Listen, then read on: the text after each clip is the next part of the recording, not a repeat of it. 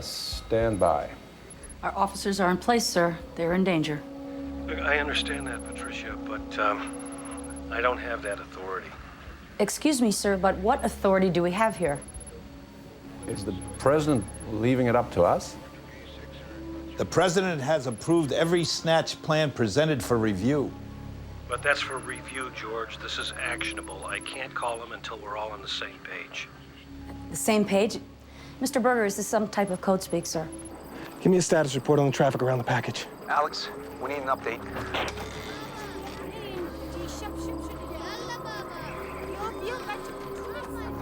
Non-combatants near target. There's civilian traffic near the package. We have women and children approaching the package. Do we have clearance to load the package? Our people are in place. Now, it's been confirmed that Osama bin Laden is in the building on the site. Didn't you hear what he said? There are women and children nearby. How close are they? Can we clear them? We need to go now. This is the nature of intelligence, sir. We rarely get perfect information. We do the best that we can with what we know. What do we know, Patricia? We know that the special action team has pinpointed the target. We know enough to try. Now, excuse me, sir. You are the National Security Advisor. Can't you give the order? Look, George, if you feel confident, you can present your recommendation to the president yourself. So if it all goes bad, it comes down on my head, like Janet Reno in Waco. The buck stops down the hall.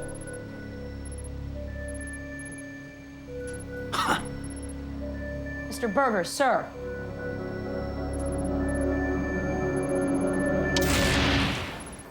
Unbelievable. Did they abort us? Yes. The sequence in the movie, beat for beat, moment for moment, that isn't exactly how it happened. What I did was I took sort of the highlights of a number of different episodes and incidents and coordinated them into one, which is what you do when you write a docudrama. Now, I guess I could have been more fair maybe if I had documented and dramatized all 13 episodes and incidents. But would that have made these attacks any less? I don't think so. I think the attacks would have been even more severe. The Clinton complaint to ABC said the scene was complete fiction. The filmmakers once again point out that this is a dramatization, but they also cite as source material sections of the 9/11 Commission report, beginning on page 111, that outline a scrapped mission right in the middle of the Clinton impeachment saga after National Security Advisor Sandy Berger and/or CIA Director George Tenet would not pull the trigger. That was a question of who called off the tribes when they were trying to get bin Laden. There was a phone call made, no question about it, that stopped an operation which might have been successful, might not have been successful, we don't know, but they were trying to get or kill bin Laden. Somebody made a phone call. It might have been George Tenet. The producers of the film decided it was probably Sandy Berger. Sandy Berger has denied it was him, but he didn't step forward and saying, well, it was somebody else either. So I just don't know. That was something unclear in the report, because we don't know. We just don't know unless somebody comes forward and says, I made it. Who made that phone call and called off the report? But Sandy Berger, as foreign policy advisor to the president, must have known it was called off. He must have been part of that decision. Numerous terrorism experts have documented other similar episodes. Lieutenant Colonel Buzz Patterson carried the so-called nuclear football for Clinton for 2 critical years. Several times where we had opportunities, one in particular where we had him clear to rights. We had about a 2-hour window of very reliable intelligence. Again, Sandy Berger was involved in the Situation Room. For the first hour of our 2 hours of intelligence, we could not get the president to come to the phone. The president was upstairs in the residence of the White House and would not pick up the phone and talk to his National Security Council advisor at the time. So we have 2 hours of intelligence. An hour is spent trying to locate the president. This is in the fall of 1998. Finally, we get the president to the phone. The president at that point in time was arguing against the strike based on what it might do to pull popularity back here in the States should it fail. One time when they had a chance to kill bin Laden, they chose not to do so because he was visiting with a prince from the United Arab Emirates, and the prince's dad was about to buy $8 billion worth of F-16s. So Americans took the hindmost in that instance, and the sale went ahead. Bin Laden lived to do 9/11. We can't go forward. We have to pull out. Who gives this order? Washington, I'm sorry. Tell Alex we'll get a split. Chief, listen, we're never gonna get a chance. What do you want me to say? They won't approve it. Now pack up.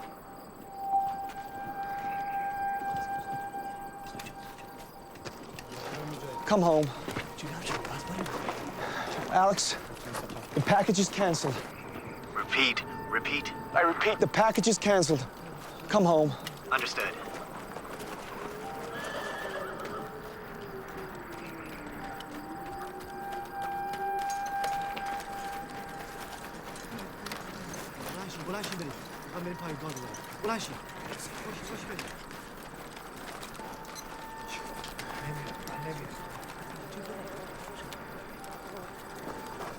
Are there any men left in Washington? Or are they all cowards?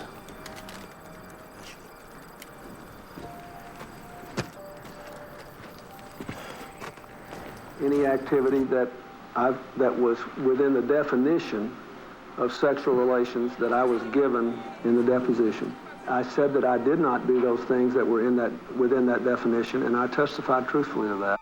The impact of that scene was true. That is to say, the impact of that scene was to withdraw permission to take out bin Laden. Now, Sandy Berger denies that he was the one pulling back. I can't say that he was the one pulling back on that occasion. I can say that he was involved in pulling back on previous occasions. I really do think the one scene made it too easy for President Clinton and his entourage to shoot at the movie and to force a very cowardly entertainment industry to back down. Among the many edits ABC agreed to at Clinton's demands were the removal of Osama bin Laden's name, Sandy Berger ending the video conference suddenly, and Bill Clinton's infamous grand jury testimony, which was revealed to the public at exactly the same time as the episode Buzz Patterson describes.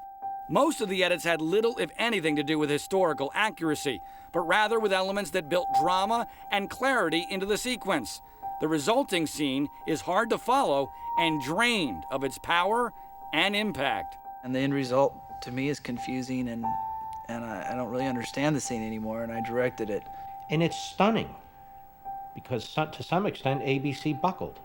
Now, this assault on free speech used to concern a lot of people. It doesn't seem to when it's done by the left. Far less noticed edits were induced by pro-Clinton attorney Floyd Abrams, who was brought in by Disney at the last possible moment.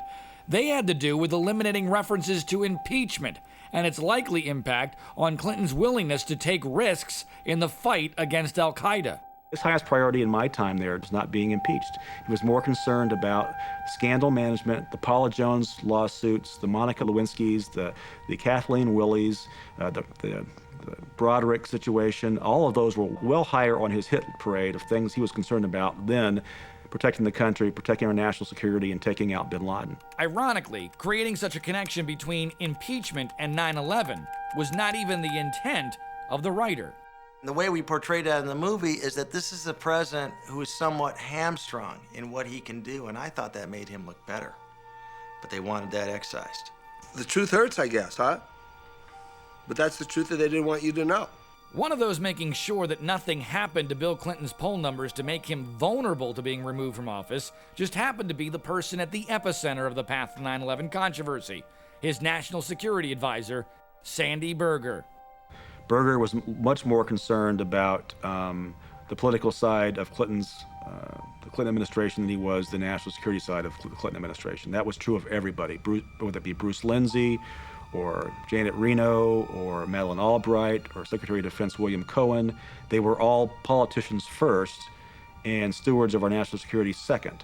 And I think that was obvious because that's how Bill Clinton wanted it to be. Berger represented the Clinton administration in sworn testimony before the 9/11 Commission. In preparation for his testimony, Berger visited the National Archives, stole classified documents, and stuffed them into his pants and socks. Within a stone's throw of the Justice Department, he then hid them under a construction trailer and later destroyed them with a pair of scissors. After originally claiming, with a straight face, that it was all just an honest mistake, Berger pled guilty to a misdemeanor. He paid a $50,000 fine and lost his security clearance for 3 years, which incredibly would have made him eligible to serve in a Hillary Clinton administration, whose 2008 presidential campaign he advised. We were told that initial reports that Everything that Sandy Berger was given access to were copies. That was not the truth. The media fell for something that's simple and seems true but isn't. They said, well, he didn't destroy everything that he destroyed, we already have copies of. And technically, that's true. There are 12 other copies of the Millennium After Action Review report, but only one copy, the copy that's destroyed, had Clinton's handwritten notes on it.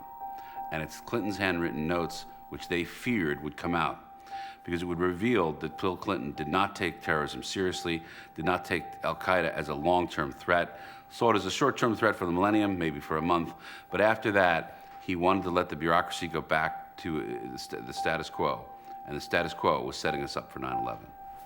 We do know now he took original documents and he destroyed original documents. Unfortunately, since he destroyed them, the FBI was only able to go after him for what he admitted to and what they could document. I have just a brief statement. Last year, when I was in the archives looking, reviewing documents, I made an honest mistake. It is one that I deeply regret. He admitted to the fact that he smuggled these things out and said that it was inadvertent. That doesn't pass anybody's smell test. There's no journalist that you will meet that doesn't snicker and laugh about this. Why is it funny, though? They tacitly acknowledge through that snicker, yeah, it's not believable, but it wouldn't be a snicker if it were Condoleezza Rice.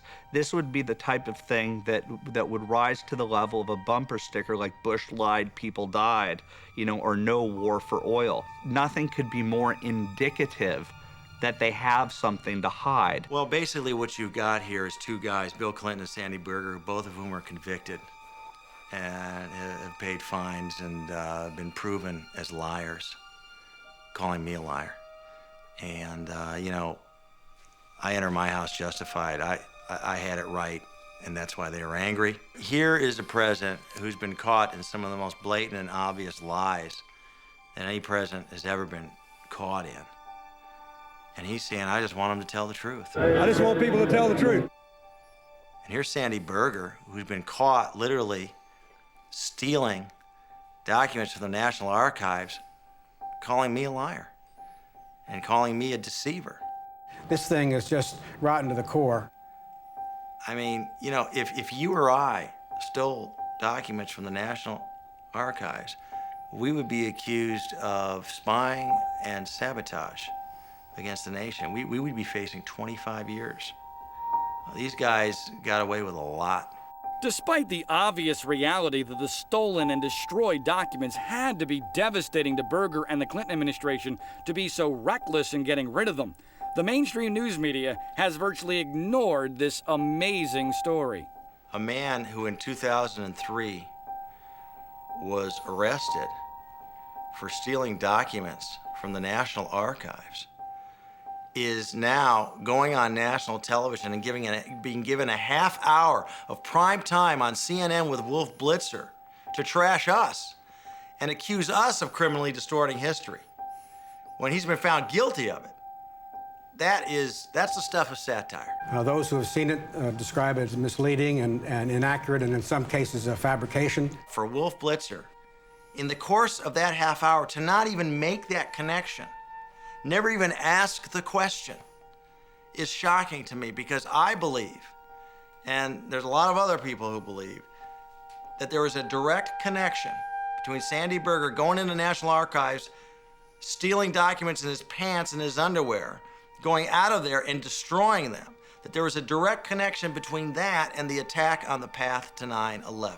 I've not seen the movie. I've not been provided with a copy of it. Berger had not seen the movie and was advocating for its outright being pulled from broadcast. I don't think this is something you can fix. I think you just have to yank it. Wolf Blitzer has not seen the movie. He's sitting there asking questions about content in the movie.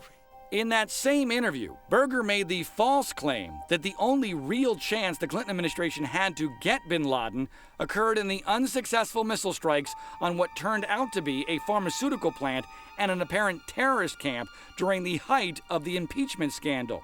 The one time we had good information about bin Laden's whereabouts was in August of 1998. We fired 50 Tomahawk missiles into the camp where we believed he was. We apparently missed him by a few hours.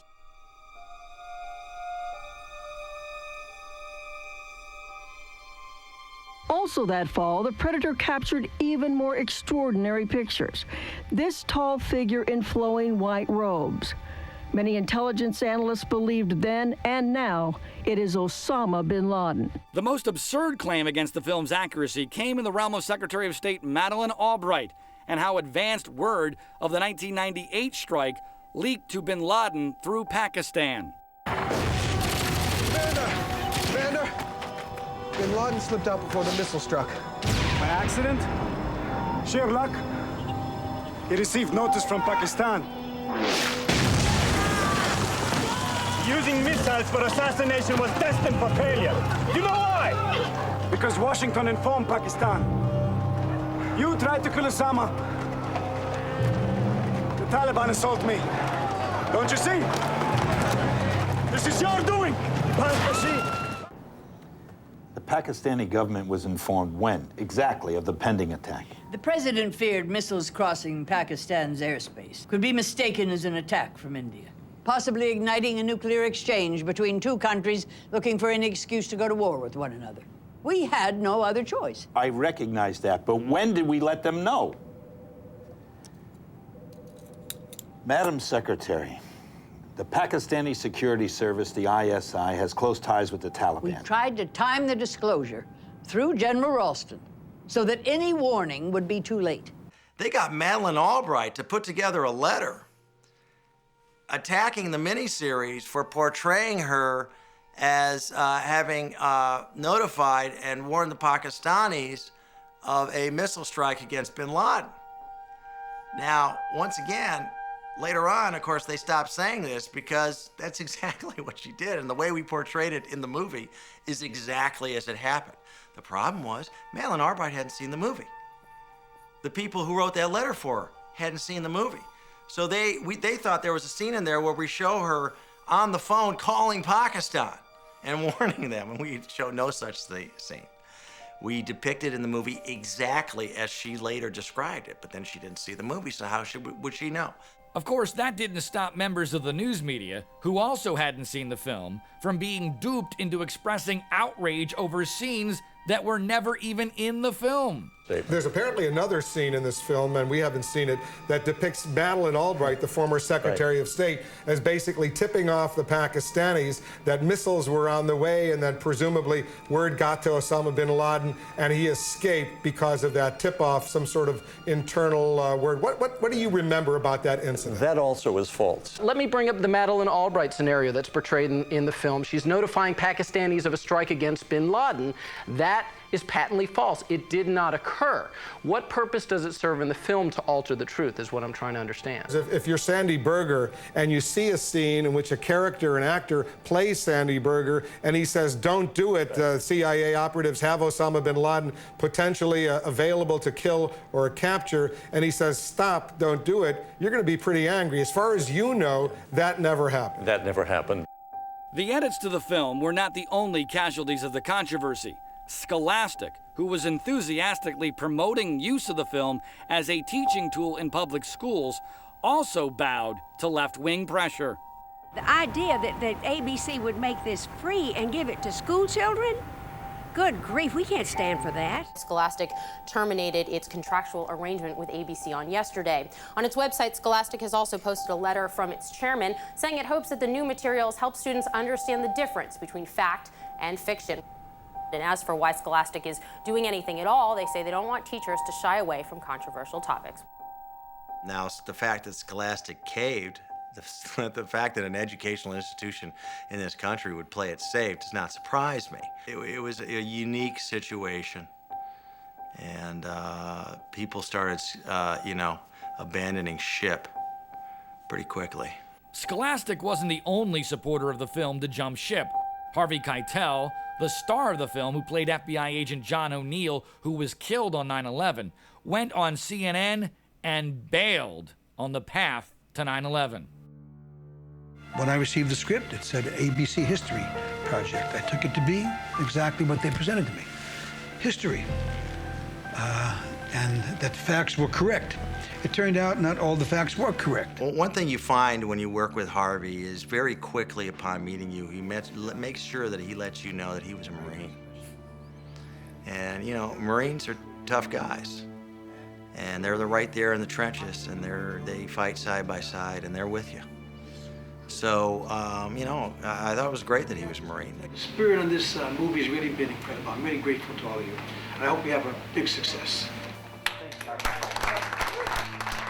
When this controversy erupted, my understanding is a number of actors on this movie were approached by the Clinton spin machine to speak out against it. The one guy who did was the tough Marine, Harvey Keitel. As soon as it got hot, as soon as the charges were flying, Harvey cut and ran and joined the other side. And I think it is the most despicable act of cowardice I've ever witnessed in my entire career, and I told him so.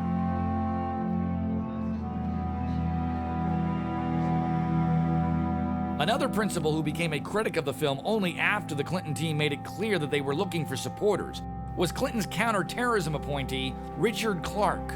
When we initially showed it to Richard Clarke, the word that I got back was, his only comment was the actor who portrayed him was overweight and too heavy. He had no other problems with the movie. He made no statements about the movie. However, once the controversy started to keep going and the Clinton cabal had sent its foot soldiers out there to get statements from people, you gotta remember, Hillary's running for president. She's gonna be looking for people in her upcoming administration. Then Richard Clarke comes out and trashes the movie. In the final days before the scheduled airing, the Path 9/11 was under increasing attack from